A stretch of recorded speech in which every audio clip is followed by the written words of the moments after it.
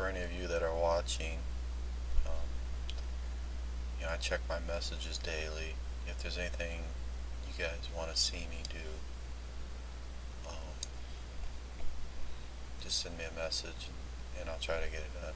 We're playing Hold'em over here. This guy raising the button. He probably doesn't have much.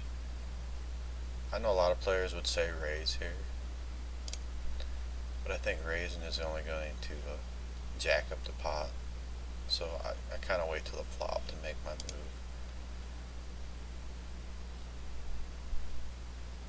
Now, I'm just going to call here.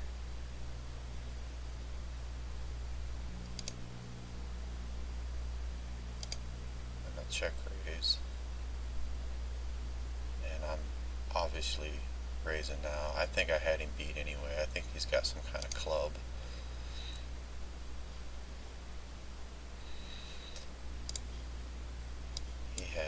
He had 10-9. So I guess that's kind of cooler for him. Because in limit hold'em, it's really pretty hard to get away from top pair.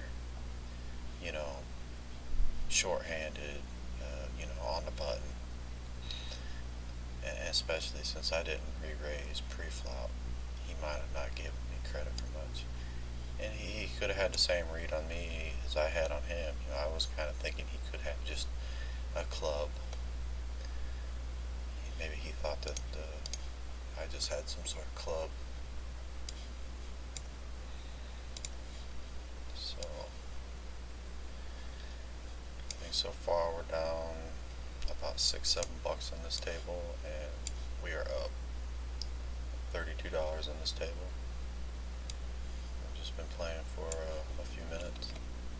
As you can see, these horse games can be pretty profitable, without a doubt. Especially when you're sitting here with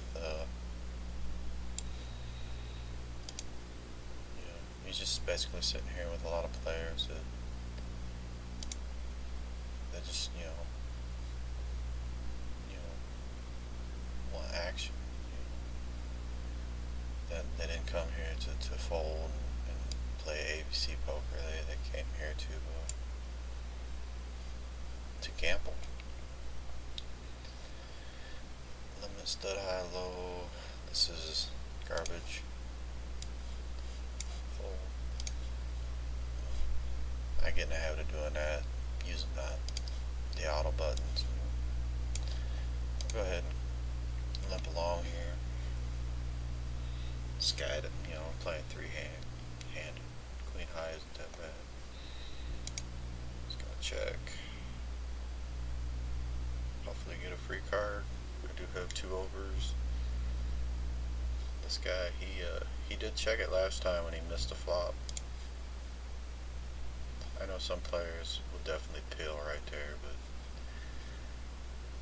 I'm kind of a wuss, especially when I'm out of position. I just don't want to spew chips off in spots that I don't have to.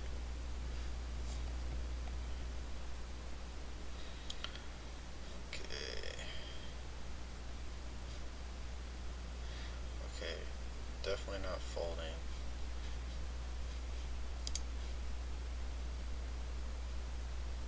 Completely missed a flop.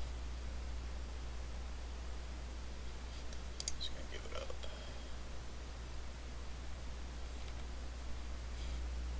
Guess we'll play this guy for a little bit. Heads up. Raise. It's a connected hand, but these middle card hands they're not all that great. They play a lot. They definitely play a lot better heads up. But like in a 4-ring game, you kind of want to avoid these hands. I know they look pretty, but you just don't want to be getting in there.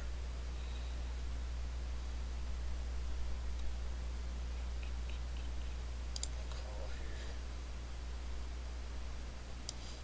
And we'll call one time here. I'm gonna bet. Have top pair. Still have top pair, so I'm gonna keep betting. He could be betting a low draw right here for sure.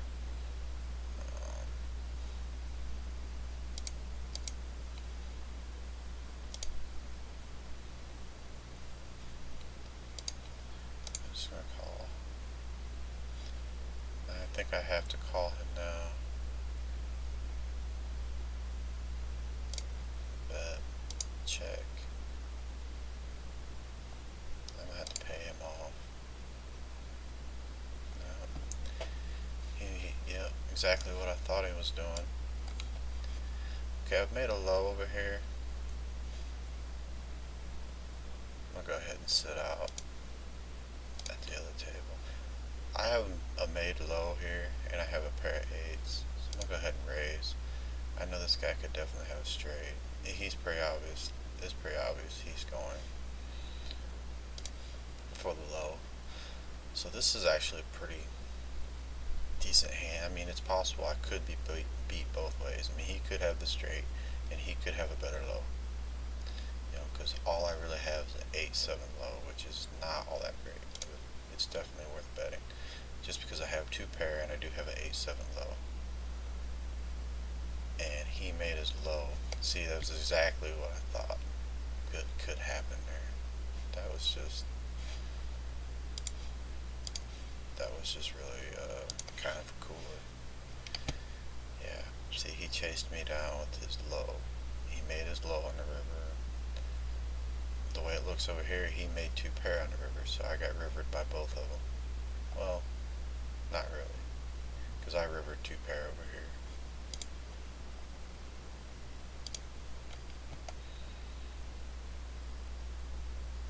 I went ahead and closed the full tilt table. It was just heads up, and it was too hard to keep up with both tables, you know, being heads up on one. But I think we're gonna wrap this up here in a few hands.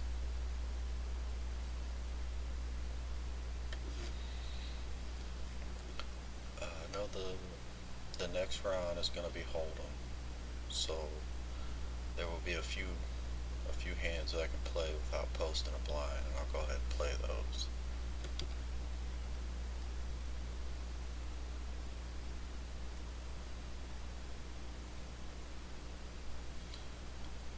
I'm not sure what this guy could have. Queen, maybe two pair.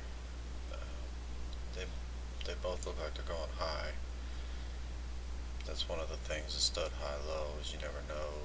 Sometimes people start off high and end up going backdoor low, but sometimes you just never know what these guys have down. So all he has is a pair of eights, a pair of kings. Yeah, see, that was weird.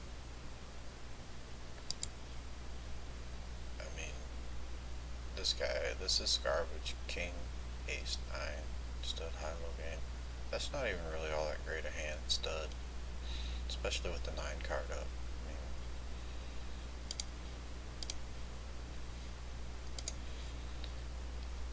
I mean, it's definitely playable if you have the ace up or the king up.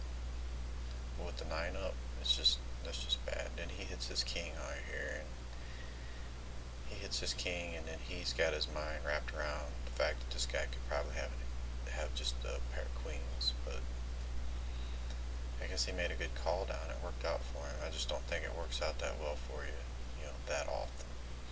You know, usually one pair is not going to win a whole lot, you know, in stud high low games. And this guy, I'm not sure what he was doing. He picked up a flush draw. Picked up a